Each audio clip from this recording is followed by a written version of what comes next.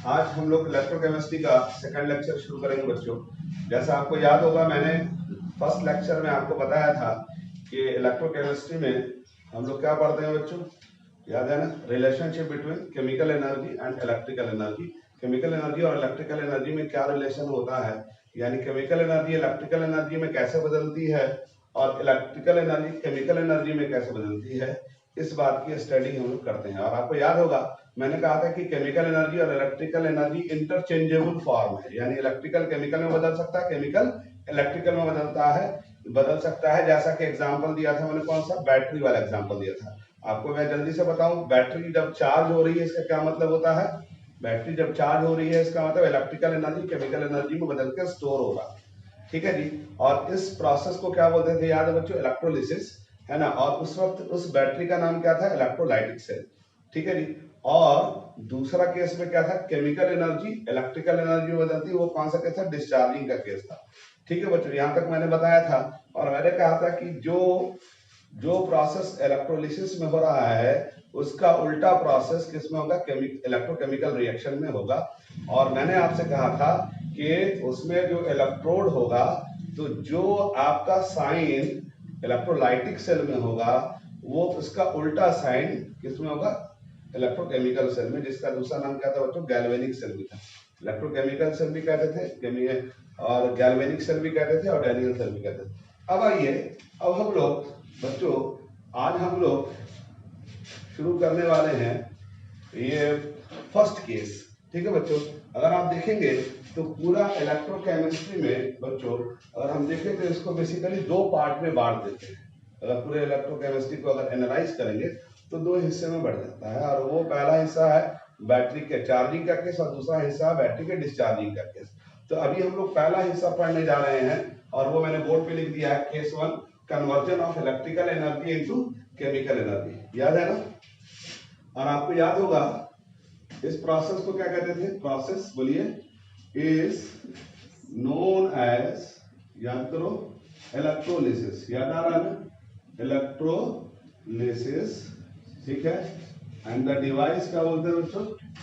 And the device is known as electrolytic cell. याद आ गया बच्चों? ठीक है, आप इत्मीनान से समझो, ठीक है। इलेक्ट्रोलाइटिक सेल कहते थे बच्चों, ये बहुत इंपॉर्टेंट है, इसलिए ध्यान से समझिए, ठीक है बच्चों। अब आइए हम लोग देखते हैं कि ये जो इलेक्ट्रोलाइटिक सेल है, इसमें बाहर से जब हम करंट भेजते हैं तो आपको याद होगा मैंने डायग्राम पिछले लेक्चर में बनाया था कि जब बाहर से करंट बैटरी में जा रही थी तो क्या हो रहा था? जो सॉल्यूशंस, जो आपको याद होगा बैटरी में दो मेटल रॉड होते हैं, इलेक्ट्रोड होते हैं, और वो इलेक्ट्रोड, है ना, जो सॉल्यूशन है इलेक्ट्रोलाइटिक सॉल्यूशन, उसमें डिप किए हुए होते हैं। तो जब बैटरी में हम बाहर से लाइट भेज रहे हैं, करंट भेज रहे हैं चार्जिंग के लिए, तो होता क्या है कि उस सॉल्यूशन के अंदर जो आयंस हैं, वो आयंस इलेक्ट्रोड पे जाके जमा होते हैं, डिपॉजिट होते हैं। अगर प्लस वाला आयंस है तो वो माइनस पे जमा हो जाएगा, माइनस वाला आयंस है तो वो प्लस पे जमा हो जाएगा, ठीक है जी। अब यहाँ पर एक बात और याद रखिएगा कि जो प्लस वाला आयंस माइनस पे जमा होगा, तो इसका मतलब कि यहाँ पर जो है प्लस का माइनस पे जमा होने का मतलब वहां पर क्या हो रहा? इलेक्ट्रॉन प्लस वाला लेगा तभी ना वो रॉड पे जमा होगा। इसका मतलब इलेक्ट्रॉन गेन होगा, इसका मतलब वो रिडक्शन होगा। इसका मतलब जो माइनस वाला जो इलेक्ट्रोड होगा वो कैथोड होगा और प्लस वाला इलेक्ट्रोड क्या होगा? एनोड होगा, ठीक है जी। और ये बात जब अगले वाले केस में हम लोग पढ़ेंगे, कौन से केस में? गैल्वेनिक सेल में, तो उसमें यही साइन पलट जाएगा, ठीक है बच्चों। तो इसको ध्यान रखिएगा, आगे हम देखेंगे इसमें और भी बात समझ में आ जाएगी, ठीक है बच्चों। अब देखो बच्चों, ये इलेक्ट्रोलिसिस जो है, ये सबसे पहले एक साइंटिस्ट था जिसका नाम था माइकल फैराडे। क्या नाम था बच्चों? Michael Faraday. और उसने इस प्रोसेस के लिए उसने कई एक्सपेरिमेंट किए, जिस जमाने में भी उसने किया हो, ठीक है। तो उस एक्सपेरिमेंट को परफॉर्म करते करते उसने बहुत सारी बातें ऑब्जर्व की और उसी बात को, है ना, उसने लॉ के फॉर्म में दे दिया, ठीक है बच्चों। तो उसी को हम लोग कहते हैं फैराडे लॉ ऑफ इलेक्ट्रोलिसिस।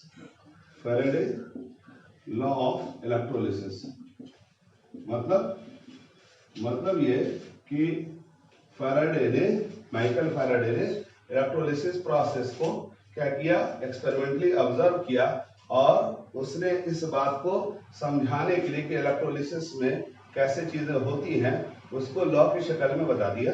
और उसने दो केस दिया, दो केस स्टडी का उसने, है ना, मामला जो है रिप्रेजेंट किया, जिसमें क्या है, जिसको हम लोग बोलते हैं Faraday first law of electrolysis. Faraday first law of electrolysis. आराम आराम से समझो, है ना, घबराने की जरूरत नहीं है। ये मेरा काम है, मैं सारा न्यूमेरिकल वगैरह सब बनवा दूंगा, ठीक है, और सारी चीजें गवर्न करा दूंगा, याद भी करवा दूंगा, खाली कॉन्सेंट्रेट करना है बच्चों।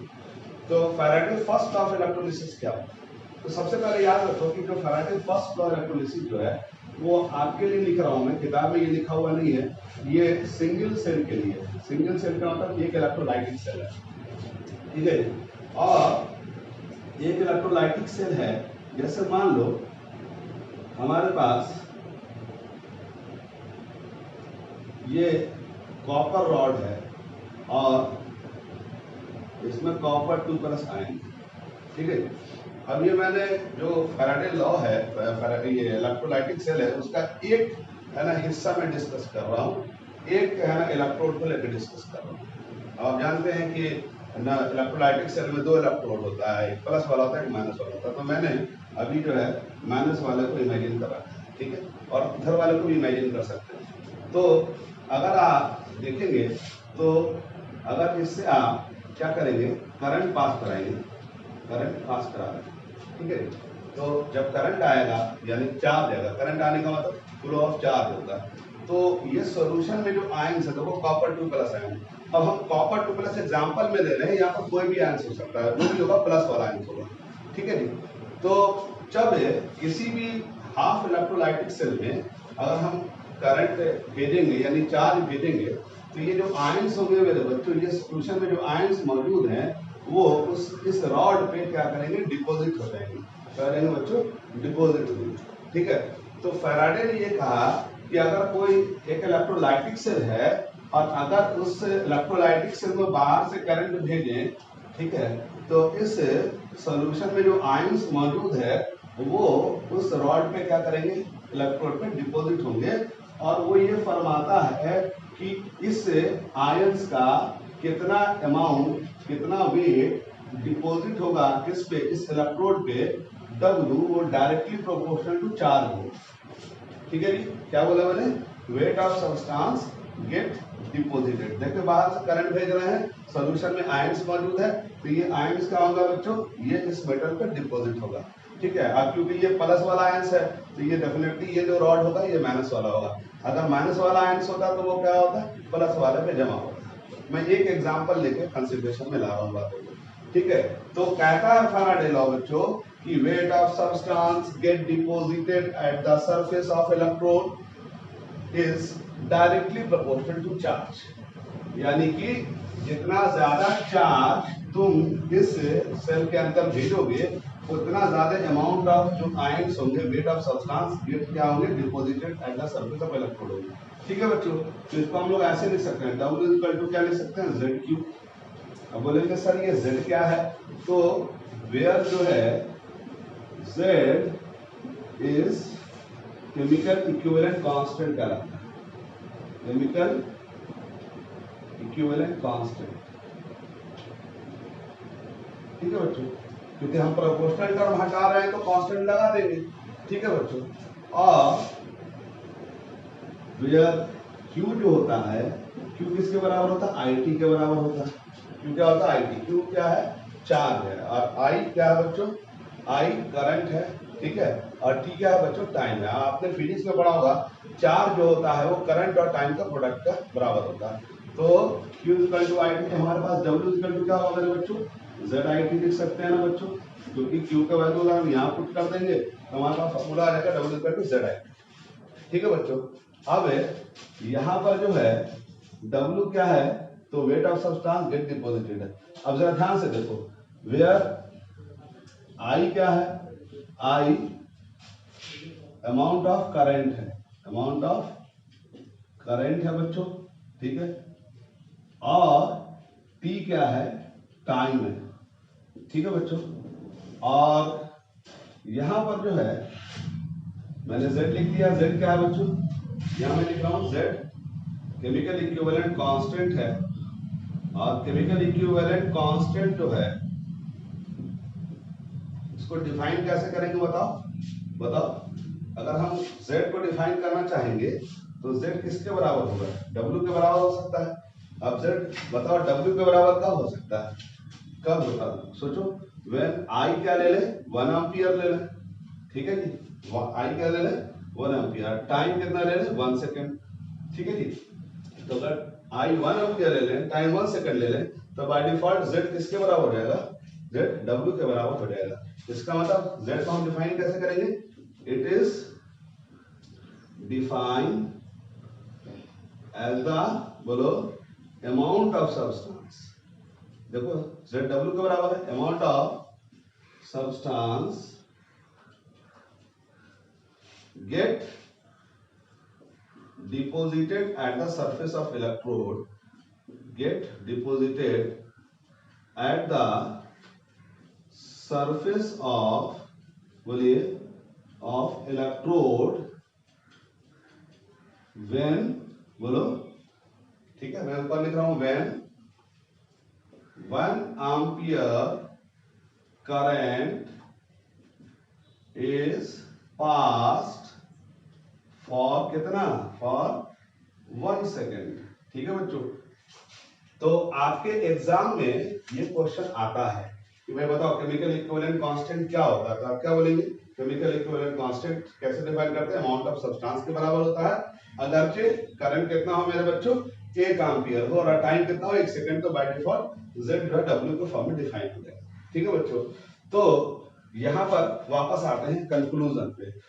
फैराडे फर्स्ट लॉ कहता है कि अगर कोई एक इलेक्ट्रोलाइटिक सेल हो और उससे हम बाहर से करंट भेजें, उस इलेक्ट्रोलाइटिक सेल में, इमेजिन करो बैटरी है, उसमें बाहर से करंट भेज रहे हैं, क्या सिचुएशन है, बैटरी के चार्जिंग होने का सिचुएशन है। तो क्या होगा, करंट क्या करेगा, अंदर जाकर के जो सॉल्यूशन में आयंस मौजूद है उस आयंस को रेस्पेक्टिव इलेक्ट्रोड पे जमा करेगा। रेस्पेक्टिव इलेक्ट्रोड क्यों बोल रहे हैं, अगर वो प्लस वाला है तो माइनस पे जमा करेगा, माइनस वाला है तो प्लस पे जमा करेगा। तो फैराडे फर्स्ट लॉ कहता है weight of substance get deposited at the surface of electrode is directly proportional to charge, यानी जितना ज्यादा चार्ज फ्लो कराओगे उतना वेट ऑफ सब्सटेंस डिपॉजिट होगा। तो अब हम जानते हैं कि यहाँ पर प्रोपोर्शनल टर्म को हटाने के लिए कांस्टेंट लगा देंगे, तो इसको कहेंगे Z क्या है मेरे बच्चों, केमिकल इक्विवेलेंट कांस्टेंट है।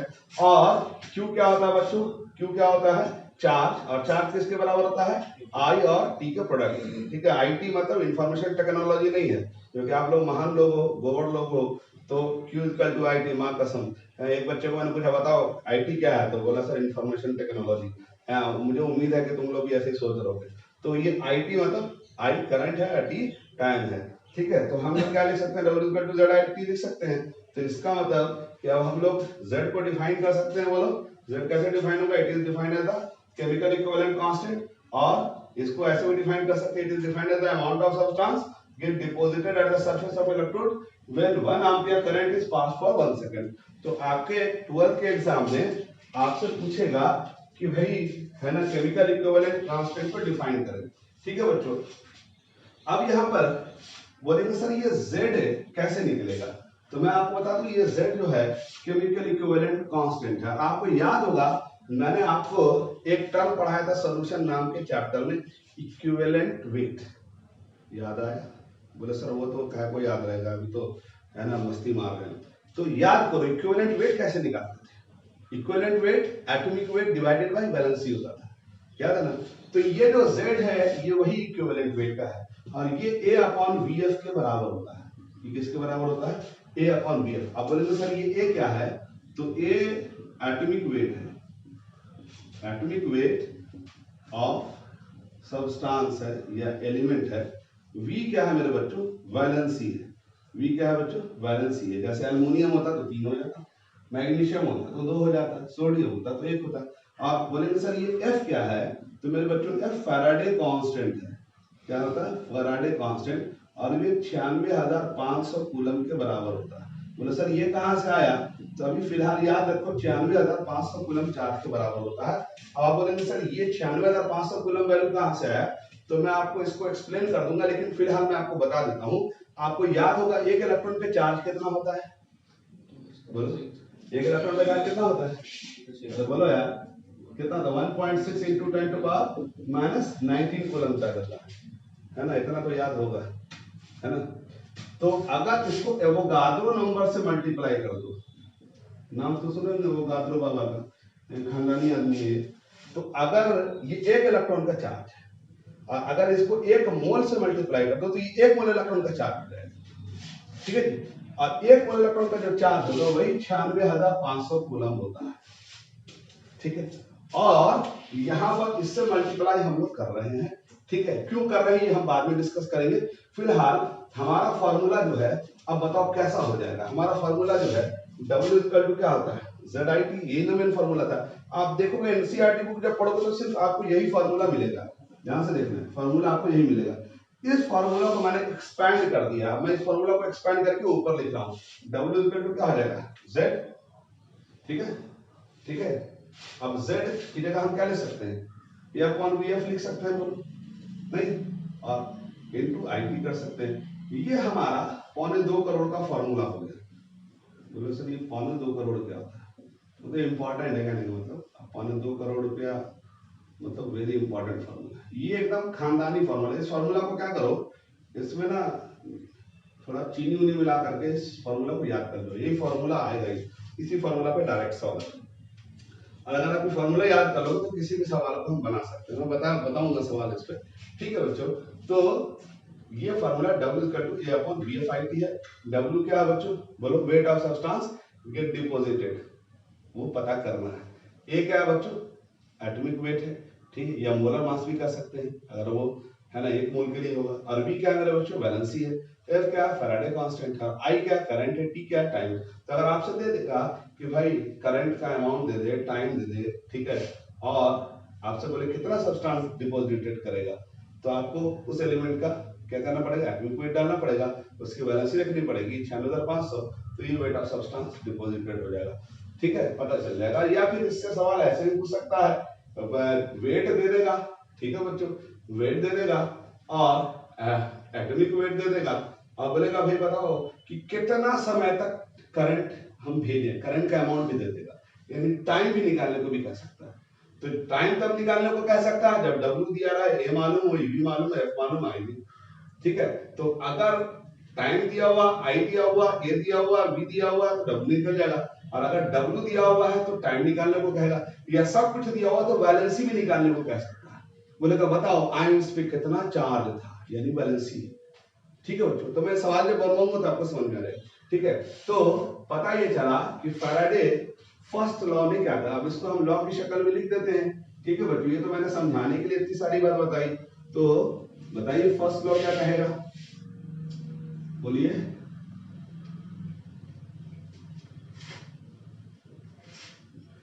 ड्यूरिंग इलेक्ट्रोलिसिस प्रोसेस, ड्यूरिंग, बोलिए, electrolysis process,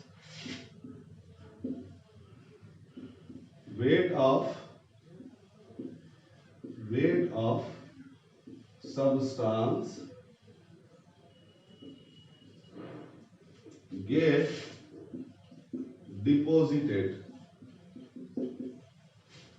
at the surface of electrode, at the surface of electrode is directly proportional to the charge, directly proportional to the charge। नहीं, इसका मतलब कि वेट ऑफ सब्सटेंस कितना जमा होगा electrode पे, वो किस पे डिपेंड करेगा, चार्ज पे, ठीक है। अब यहाँ पर ये मैंने कहा इलेक्ट्रोड बोला, ध्यान से देखो इलेक्ट्रोड। अब ये इलेक्ट्रोड का मतलब प्लस वाला भी हो सकता है, माइनस वाला भी हो सकता है। तो अगर तुम करंट भेजोगे तो प्लस वाला जो है माइनस पे जाएगा, और अगर वो माइनस वाला हो तो प्लस पे चला जाएगा। वो डिपेंड करता है कि हम किसके रिस्पेक्ट में बात कर रहे हैं। जैसे मान लो सोडियम क्लोराइड है, उसमें करंट भेजोगे तो उसमें सोडियम जो है Na+ वो माइनस पे चला जाएगा, और जो Cl माइनस है वो प्लस पे आ जाएगा। ठीक है, तो Na प्लस जब जमा होगा तो Na प्लस जो है इलेक्ट्रॉन लेके तो जमा हो सकता है, तो इसको कहेंगे रिडक्शन, इलेक्ट्रॉन गेन हो रहा है, रिडक्शन हुआ। और Cl माइनस जो है वो अगर इलेक्ट्रोड पे जमा हो रहा है तो Cl माइनस किस पे चला जाएगा, प्लस वाले पे। ठीक है, तो वो प्लस वाले पे जाएगा, तो वो Cl माइनस जब प्लस वाले पे जाएगा तो इलेक्ट्रॉन हटाएगा, यानी उसका हो जाएगा ऑक्सीडेशन। ठीक है, चलिए अब आइए हम लोग अगर देखेंगे तो ये जो फर्स्ट लॉ है बच्चों, ये एक इलेक्ट्रोलाइटिक सेल के लिए, किसके लिए बच्चों, एक इलेक्ट्रोलाइटिक सेल के लिए। अब हम लोग इस पे एक आध सवाल देखेंगे। ठीक है बच्चों, तो इस पे सवाल देख करके हम, ठीक है बच्चों, तो फर्स्ट लॉ समझ में आ गया कि अगर एक सेल लेंगे इलेक्ट्रोलाइटिक सेल, उसमें बाहर से करंट भेजेंगे तो क्या होगा, वेट ऑफ सब्सटेंस डिपॉजिट करेगा, डायरेक्टली प्रोपोर्शनल टू चार्ज होगा। तो हमारे पास फॉर्मूला क्या है, W equal to A upon VF/IT।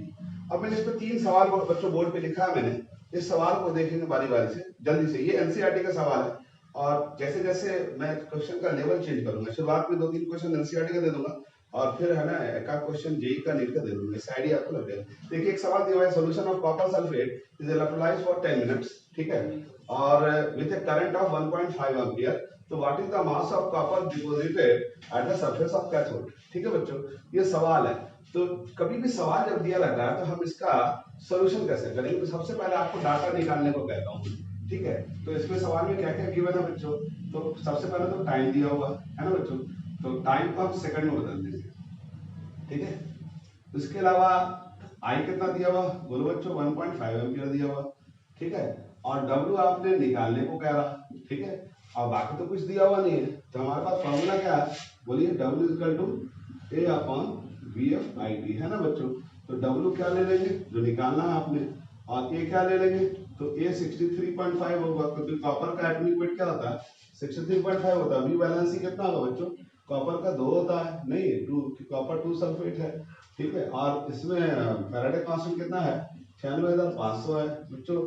आई कितना है, तो 1.5 है, टाइम कितना है, तो 10 × 60, तो इसका ये आंसर आ जाएगा। ठीक है बच्चों, ये तुम सब सीधा सीधा फॉर्मूला बेटा है, आपके बोर्ड एग्जाम में इसी तरह का क्वेश्चन आता है।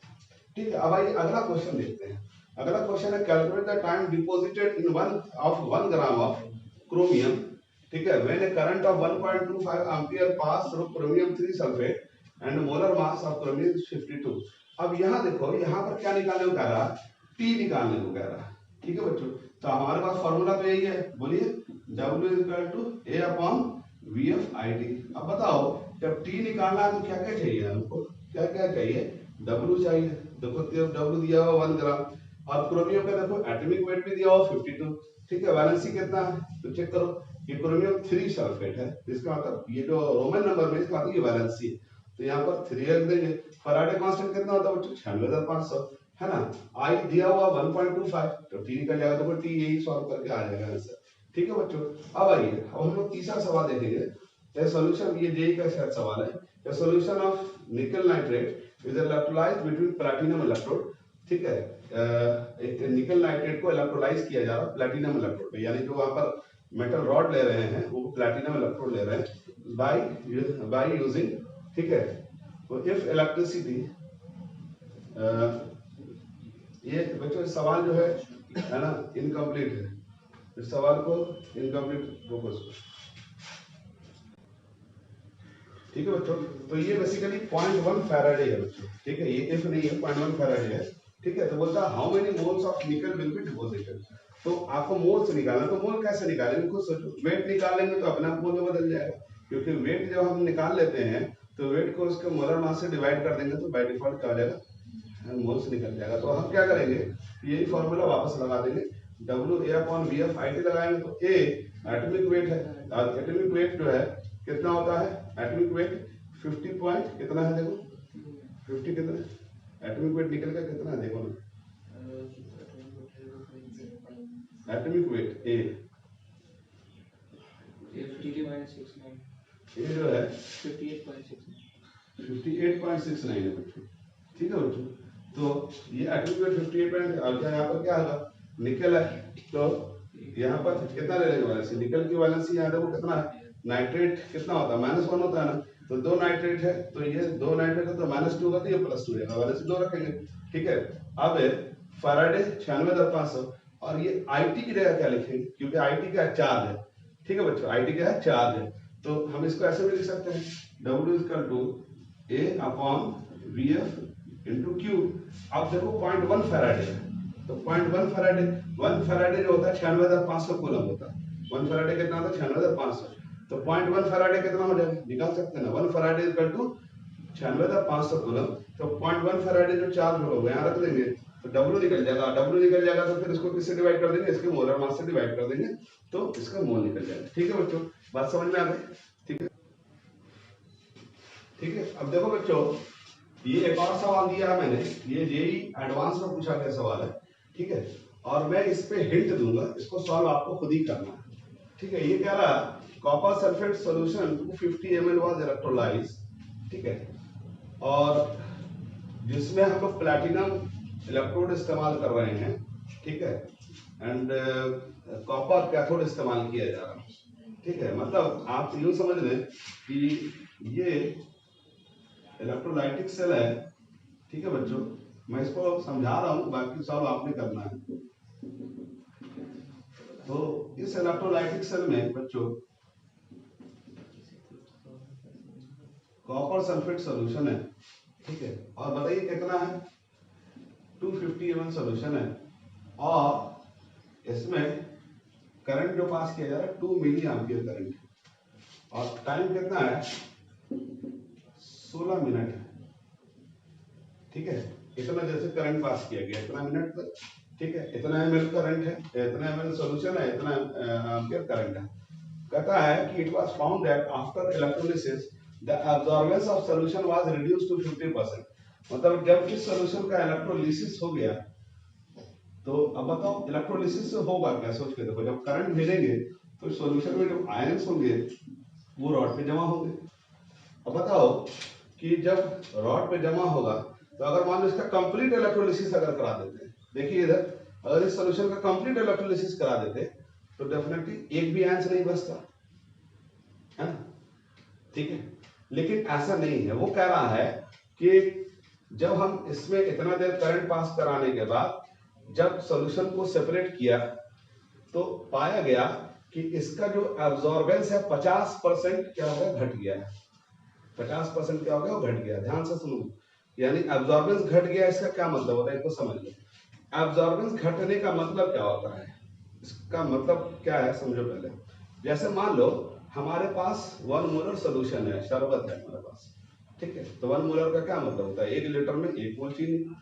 तो होता क्या है कि अगर उस सोल्यूशन में लाइट पास कराएंगे, ध्यान से सुनो क्या बोल रहा हूँ, ये नॉलेज के लिए बता रहा हूँ। लाइट पास कराते हैं तो अल्लाह ताला ने, भगवान ने ये निजाम बनाया है कि हर कंपाउंड जो है वो रेडिएशन को एब्जॉर्ब करता है।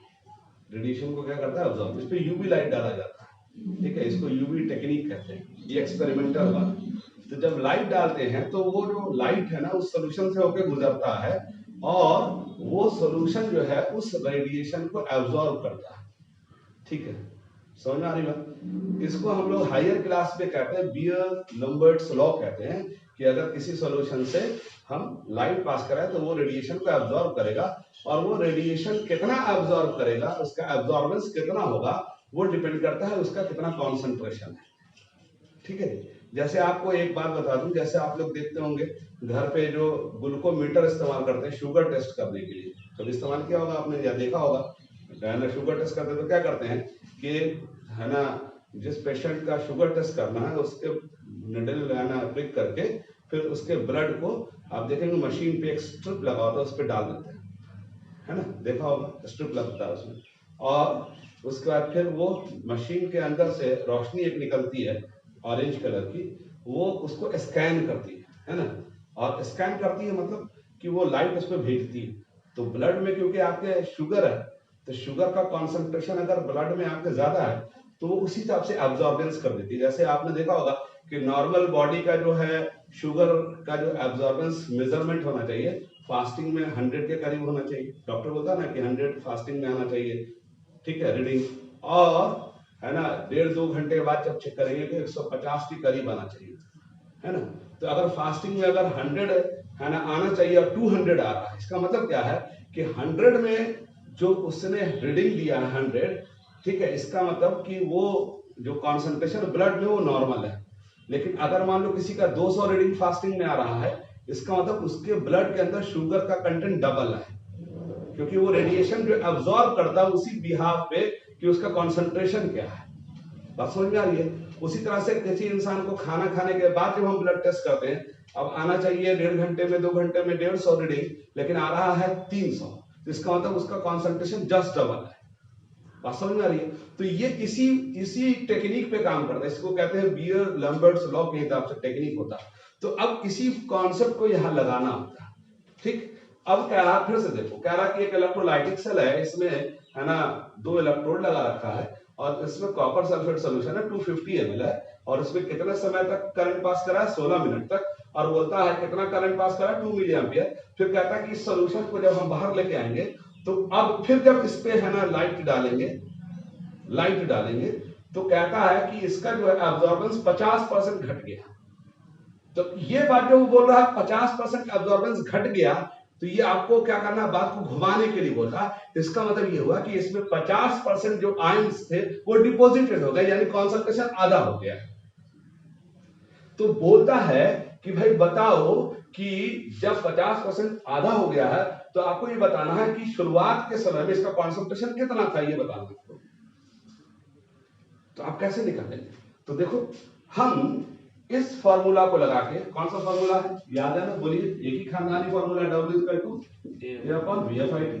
तो हम इस सॉल्यूशन का जो पहले वाला सॉल्यूशन है उसका हम लोग उस सॉल्यूशन में वेट ऑफ कॉपर सल्फेट निकाल सकते हैं, नहीं निकाल सकते, जो शुरुआत हुआ होगा। ठीक है, तो कैसे निकालेंगे? तो W निकालना आपने, ए कितना ले लेंगे, कॉपर 63.5। बोलेंगे तो कॉपर सल्फेट क्यों नहीं ले रहे? तो कॉपर ले लेंगे तो बात वही होगी, क्योंकि जितना ये कॉपर डिपॉजिट होगा उसी प्रोपोर्शन में सल्फेट डिपॉजिट होगा, तो कॉपर को लेकर चल रहे हैं 63.5। और ये कितना होगा वैलेंसी 2, फैराडे कांस्टेंट कितना 96,500, आई कितना तो मिली एम्पियर। ठीक है, इतना रहा। टाइम क्या दिया हुआ 16 मिनट, तो वेट ऑफ सब्सटेंस डिपॉजिटेड निकल जाएगा। अब जरा दिमाग लगाओ, ये कौन सा वेट निकलेगा बच्चों? इस सॉल्यूशन का वेट निकलेगा। और कह रहा है कि अगर हम इलेक्ट्रोलिसिस करने के बाद जब हम फिर से रेडिएशन पास कराएंगे तो उसका एब्जॉर्बेंस आधा मिल रहा है, तो इसका मतलब अगर मान लो ये वेट, अगर मान लो इनिशियली इसका x है अगर निकला फॉर्मूला में, तो इसका मतलब अब जो इलेक्ट्रोलिसिस कर दिया तो अब सॉल्यूशन में जो वेट होगा वो x/2 हो जाएगा। नहीं होगा? होगा ना? तो इसका मतलब कि आपको बताना है कि पहले कितना था। ठीक है जी बच्चों, तो हम इसका डिपॉजिटेड निकाल लेंगे। ठीक है, इसका कितना डिपॉजिटेड वो निकालेंगे, और जो डिपॉजिटेड है उसको 2 से गुना कर देंगे, क्योंकि इतना तो वो डिपॉजिट हुआ तो डिपॉजिटेड वेट है, और बच गया जितना, तो बचा कितना बचा होगा, तो इसका आधा बचा होगा क्योंकि एब्जॉर्बेंस आधा हुआ। तो जो वेट आपने यहां से निकाला उसको फिर क्या करना पड़ेगा, 2 से मल्टीप्लाई करना पड़ेगा, तो वो ओरिजिनल इस सॉल्यूशन में कितना सॉल्ट है, कितना कॉपर सल्फेट है वो निकल जाता है। ठीक है बच्चों, तो इसको आप निकाल लीजिएगा, ये आईआईटी एडवांस में क्वेश्चन पूछा गया। ठीक है बच्चों, और ये वाला सवाल जो है ये एक और आईआईटी एडवांस का सवाल है, ये भी सवाल दिमाग वाला है, इसलिए मैंने सवाल दे दिया है। अब इसमें थोड़ा सा 1-2 चीज बता देता हूं, क्योंकि इस सवाल का आइडिया आप लोग को लग जाएगा। कह रहा है कि एक current of 1.70 ampere is pass through 300 ml। ठीक उसी तरह से जैसे ऊपर हुआ यहाँ पर 1.70 एम्पियर करंट पास कर रहे हैं 300 ml 0.160 molar solution of zinc sulphate से, और 230 सेकंड में। ठीक है, और बोला करंट एफिशिएंसी 90% है। क्या है? Current efficiency 90%। आप बोलेंगे सर 90% क्या? तो जैसे 1 एम्पियर करंट पास कराया तो उससे जो जमा होना था, मान लो उससे 100 ग्राम जमा होना था, लेकिन वो 90 ही ग्राम जमा कर पाया, तो इसका कहेंगे कि क्या? इसका मतलब कि करंट जो भेजा उसमें करंट में काम का करंट सिर्फ 90% था, इसको कहते हैं 90% एफिशिएंसी। ठीक है, तो हम क्या करेंगे, देखो हम क्या करेंगे, हम W क्या लगा देंगे, A/VFIT। बोलो, अब वेट ऑफ सब्सटेंस कितना है, जिंक सल्फेट जमा निकाल सकते हैं, तो W निकाल सकते हैं, A ले लेंगे, कितना 65.3, क्योंकि जिंक का 65.3 होता है।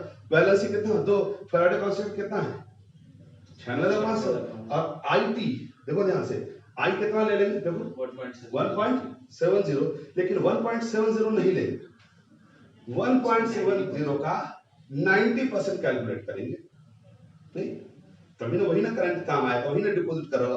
तो या तो 1.70 का 90% करंट निकाल के आई रख दे यहाँ पर, यानी इसका 90% लेके फिर निकाल दे तो वेट ऑफ सब्सटेंस डिपॉजिटेड निकल जाएगा।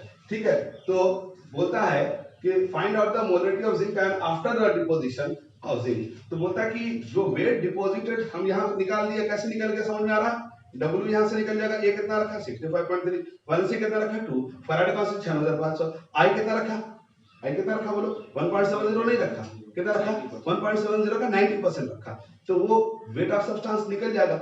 ठीक है जी।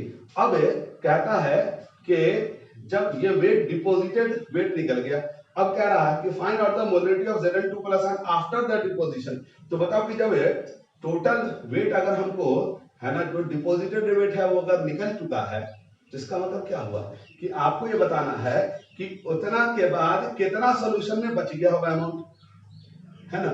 तो कैसे निकालेंगे? तो ये तो 90% है, वो निकल गया। और देखो मोलरिटी का फार्मूला दिया हुआ, तो मोलरिटी का फार्मूला में 300 ml का अप्लाई करेंगे। कैसे? मोलरिटी का फार्मूला याद करो, WB into 1000 upon MB into क्या था VML। देखो VML दिया हुआ ना 300। वेट ऑफ सब्सटेंस यहां से निकल सकता है, यानी कितना जिंक सल्फेट पहले था उसमें, ठीक है, वो निकल जाएगा। 300 ml रख दिया, मोलर मास मालूम है, अब मोलरिटी भी देखो दिया हुआ, तो वेट कितना जिंक सल्फेट में था सॉल्यूशन में पहले मालूम हो गया। इधर देखो कितना वेट था सॉल्यूशन में कॉपर जिंक सल्फेट का, वो निकल गया। और ये कौन सा वेट है, ये कौन सा वेट है जो डिपॉजिटेड है, ठीक है, ये ना होगा। तो इन दोनों का जो डिफरेंस होगा, इन दोनों का डिफरेंस जो ले लोगे तो वो assume that volume remains constant, तो उस हालत में कितना मोलरिटी होगा, तो जो डिपॉजिटेड वेट होगा वो तो डिपॉजिट कर गया, और जो अनडिपॉजिटेड वेट होगा अब वो ना मोलरिटी डिफाइन करेगा। तो जो डिपॉजिटेड वेट है और जो एक्चुअल वेट यहां से निकाला उसमें से उसको घटा के फिर इसी फॉर्मूला पर वापस डाल देंगे, तो फाइनल सॉल्यूशन का मोलरिटी निकल जाएगा। बात समझ में आ गई? ठीक है बच्चों, अब हम लोग फैराडे का सेकंड लॉ की शुरुआत कर रहे हैं। ठीक है, अब फैराडे का सेकंड लॉ जल्दी से हम देखेंगे, क्योंकि आपको फर्स्ट लॉ समझ में आ गया, तो मैं चाहता हूं कि सेकंड लॉ भी साथ साथ इसका देख ले। ठीक है, ये दोनों सवाल बच्चों आईआईटी एडवांस में पूछा गया है। आप पिछले 10-12 साल का क्वेश्चन देखिएगा तो उसमें दिया हुआ, बाकी बोर्ड एग्जाम में तो सीधा सीधा क्वेश्चन देता है। ठीक है बच्चों, इसलिए हम इसको है ना सॉल्व नहीं कर रहे हैं, आपको आइडिया दे दिया। अब एक लास्ट जो सेकंड लॉ ऑफ इलेक्ट्रोलिसिस जल्दी से देखेंगे, Faraday second law of electrolysis. Second law of electrolysis मैं चाहता हूं कि ये दोनों लॉ देखने के बाद आप लोग अपने से सवाल बना लेंगे। ठीक है, जितना मैंने बता दिया इस पर सवाल खुद बनाएंगे। Faraday second law of electrolysis क्या कहता है, देखो आपको याद होगा, फर्स्ट लॉ ऑफ इलेक्ट्रोलिसिस को याद करो। फर्स्ट लॉ ऑफ इलेक्ट्रोलिसिस कह रहा था कि जब एक इलेक्ट्रोलाइटिक सेल लेंगे उसमें बाहर से करंट भेजेंगे तो वेट जमा होगा, कितना वेट जमा होगा वो चार्ज पे डिपेंड करेगा। जो सेकंड लॉ है बच्चों वो एक से ज्यादा इलेक्ट्रोलाइटिक सेल के लिए है। जैसे मान लो हमारे पास 3 इलेक्ट्रोलाइटिक, इसको ध्यान से सुनो, क्योंकि अगर तुमको समझ में आ गया तो फॉर्मूला के बिना भी चीजें समझ में आ जाएंगी, क्योंकि आपको एक ही फॉर्मूला जो मैंने दिया बस वही काम होता है। ठीक है, अब यहां पर क्या होता है कि 3 इलेक्ट्रोलाइटिक सेल, ठीक है बच्चों, और तीनों इलेक्ट्रोलाइटिक सेल को सीरीज में कनेक्शन दे रहे हैं। अब ध्यान से देखना, ये बहुत इंपॉर्टेंट बात है। ये 3 अलग अलग तरह का इलेक्ट्रोलाइटिक सेल है। जैसे ये Ag वाला सेल है, दोनों Ag इलेक्ट्रोड है, और इसमें 1 मोलर AgNO3 सॉल्यूशन है। ठीक है, दूसरा जो सेल है वो कॉपर वाला है, और इसमें 1 मोलर कॉपर सल्फेट सॉल्यूशन दिया हुआ है। और तीसरा जो सेल है बच्चों एल्युमिनियम वाला है, और इसमें 1 मोलर एल्युमिनियम सल्फेट सॉल्यूशन है। ठीक है बच्चों, अब हम लोग क्या करते हैं बच्चों कि तीनों सेल को आपस में सीरीज कनेक्शन में डाल देते हैं। कौन से कनेक्शन में? सीरीज। अब आप बोलेंगे सर केमिस्ट्री पढ़ाते पढ़ाते फिजिक्स कैसे पढ़ाने लग गए, तो फिजिक्स की थोड़ी सी जरूरत है, यहाँ बता देता हूँ। सीरीज कनेक्शन का क्या मतलब होता है, बोलो? सीरीज कनेक्शन का मतलब होता है कि जो करंट आप यहां से भेजोगे तीनों में सेम करंट जाएगा। ठीक है बच्चों, तो हम देखते हैं, मान लो यहां से 1 एम्पियर करंट भेजा था, ध्यान से सुनना, 1 एम्पियर करंट भेजा और 1 सेकंड तक भेजा। ठीक, अब ध्यान से देखना, 1 एम्पियर करंट कितना सेकंड तक भेजा? 1 सेकंड तक। अब 1 एम्पियर करंट 1 सेकंड तक भेजते हैं तो 96,500 कूलम चार्ज फ्लो करता है। ध्यान से सुनो क्या बोल रहा हूं, 1 एम्पियर करंट 1 सेकंड तक भेजेंगे तो कितना चार्ज फ्लो करेगा मेरे बच्चों? 96,500 कूलम। अब बताओ इतना चार्ज जो होगा वो क्या होगा? 6.022 into 10⁻23 इलेक्ट्रॉन के बराबर होगा। बोलो हाँ या ना? अभी मैंने कुछ देर पहले बताया था कि एक इलेक्ट्रॉन का चार्ज कितना होगा, याद करो। एक इलेक्ट्रॉन का चार्ज कितना था? 1.6 into 10⁻⁻19 कूलम। और अगर इसको वो गादरो नंबर से मल्टीप्लाई कर दे तो यही 96,500 कूलम होगा। यानी अगर 1 मोल इलेक्ट्रॉन जाएगा तो इतना चार्ज फ्लो होगा। अब फिर से देखो, ये तीनों सेल को आपस में कौन से कनेक्शन में डाल दिया बच्चों? सीरीज कनेक्शन में, ठीक। और इससे 1 एम्पियर करंट पास करा रहे हैं, कितने सेकंड तक पास करा रहे हैं? 1 सेकंड तक। कितना चार्ज फ्लो कर रहा है? 96,500 कूलम, यानी कितना इलेक्ट्रॉन फ्लो कर रहा है। अब आओ, अब देखो सबसे पहले हम जो करंट आएगा, मान लो एजी वाले सेल में आया, तो एजी वाले सेल में एजी प्लस सॉल्यूशन में मौजूद है। बोलो तो बताओ, एजी प्लस एजी के फॉर्म में बदलेगा और वो रॉड पे जमा होगा। तो बताओ एजी प्लस एजी के फॉर्म में बदलने के लिए कितना इलेक्ट्रॉन चाहिए बच्चों? 1 इलेक्ट्रॉन चाहिए। बोलो चाहिए नहीं चाहिए? अब बताओ आ कितना रहा इलेक्ट्रॉन? बोलो बोलो मोरे लाल, कितना इलेक्ट्रॉन आ रहा? 6.02 आ रहा ना? तो 1 एम्पियर करंट 1 सेकंड तक पास कर रहा है, 96,500 कूलम चार्ज, यानी इतना इलेक्ट्रॉन आया। 1 एजी प्लस को 1 एजी में जाने के लिए 1 इलेक्ट्रॉन चाहिए, और आ कितना रहा था? इतना इलेक्ट्रॉन आ रहा था। तो बताओ कितना एजी जमा होगा? 6.022 into 10⁻23 एजी जमा होगा कि नहीं होगा? क्योंकि 1 एजी प्लस को एजी में बदलने के लिए 1 इलेक्ट्रॉन चाहिए, तो जब इतना इलेक्ट्रॉन आ रहा है तो इतना ही ना एजी जमा होगा। और इतना एजी का मतलब 1 मोल एजी, क्योंकि 1 मोल के बराबर होता है। और 1 मोल किसके बराबर होता है? मोलर मास के। और एजी का मोलर मास करीब करीब 108 ग्राम होता है। तो इसका मतलब कितना एजी जमा होगा? 108 ग्राम। बात समझ में? अब सेम करंट किससे गया बच्चों? सेम करंट किससे गया? कॉपर वाले में से। बताओ Cu2 प्लस को Cu में बदलने के लिए मेरे बच्चों कितना इलेक्ट्रॉन चाहिए? 2। आ कितना इलेक्ट्रॉन? उतना ही आ रहा है जितना हुआ आया था, क्योंकि सीरीज कनेक्शन है। तो जितना जितना जितना इथे आया उतना उथे भी आया। अब बताओ एक कॉपर 2 प्लस को कॉपर में जमा करने के लिए 2 इलेक्ट्रॉन चाहिए, तो बताओ कितना कॉपर जमा होगा? 6.022 into 10⁻23 बट्टा 2 जमा होगा। बट्टा क्यों बोला? अपॉन क्यों बोला? क्योंकि एक कॉपर 2 प्लस को कॉपर में बदलने के लिए 2 इलेक्ट्रॉन चाहिए था। तो टोटल इलेक्ट्रॉन तो यही आ रहा है, जितना ऊपर आया उतना नीचे आ रहा। तो इसका मतलब 1 मोल की जगह ये क्या हो जाएगा? हाफ मोल हो जाएगा कि नहीं आ जाएगा? बोलो हाफ मोल कॉपर जमा होगा। और 1 मोल का वजन कितना होता है? 63.5, क्योंकि 1 मोल मोलर मास के बराबर होता है। तो अब इसको 2 से डिवाइड करेंगे, क्यों? क्योंकि आधा मोल है, तो आधा मोल का मतलब कितना होगा? करीब करीब 32 ग्राम के करीब होगा। अब फर्क समझ में आ रहा है कि नहीं आ रहा? जितना करंट वहां उतना करंट यहां, लेकिन इसका वेट 108 ग्राम जमा हो रहा है, इसका कितना? सेम करंट में 32 ग्राम जमा हो रहा है। अब अगला करंट भेजो कहां पर? एल्युमिनियम वाले में। बताओ भाई, क्या तुम बताओ, एक एल्युमिनियम 3 प्लस एल्युमिनियम में बदलने के लिए कितना इलेक्ट्रॉन चाहिए मेरे लाल?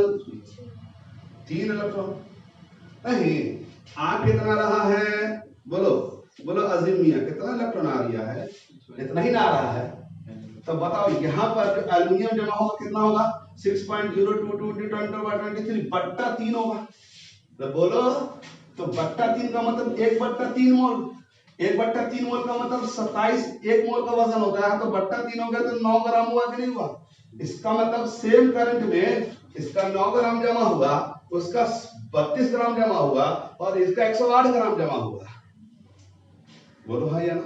इसका मतलब क्या हुआ कि फैराडे ने कहा कि अगर आपस में सीरीज कनेक्शन दे दो, सेम करंट पास कराओगे तो सेम वेट जमा नहीं होगा, बल्कि क्या होगा? वो जो वजन जमा होगा वो उसको इक्विवेलेंट वेट के बराबर होगा। या आपको इक्विवेलेंट वेट किसके बराबर था? Atomic weight upon valency. तो एडी का एटॉमिक वेट कितना होता है बच्चों? 108, और उसकी वैलेंसी कितनी है? बोलो 1 है, तो इसलिए 108 ग्राम जमा हो गया।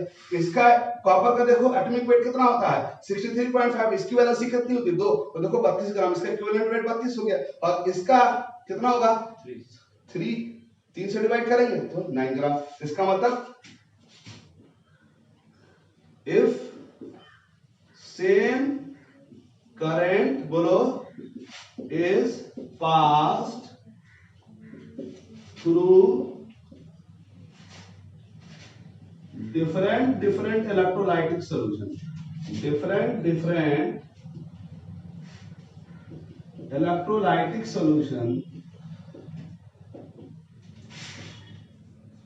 then amount of substance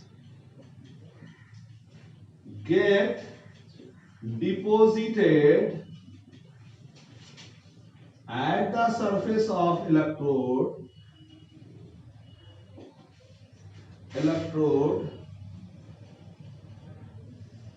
will be equal to its equivalent weight. यानी कि अगर अलग अलग इलेक्ट्रोलाइटिक सेल्स से सेम करंट पास करा देंगे तो सेम वेट जमा नहीं होगा, किसका कितना वजन जमा होगा बच्चों, उस सब्सटेंस के इक्विवेलेंट वेट के जमा बराबर होता। अगर सोडियम होता, मान लो सोडियम वाला हाफ सेल होता, तो फिर क्या होता, एक वैलेंसी है, इसका मतलब यानी 1 मोल जमा होता है, यानी 23 ग्राम जमा होता है। ठीक है बच्चों, बात समझ में आ गई। तो इतनी क्लास में आपको ये 2 बातें समझ में आ गई। अब इस पे जाकर के आप लोग सवाल बना लीजिएगा। ठीक है, नेक्स्ट क्लास में हम इस पे 2-4 सवाल और बना देंगे। ठीक है बच्चों, अल्लाह हाफिज।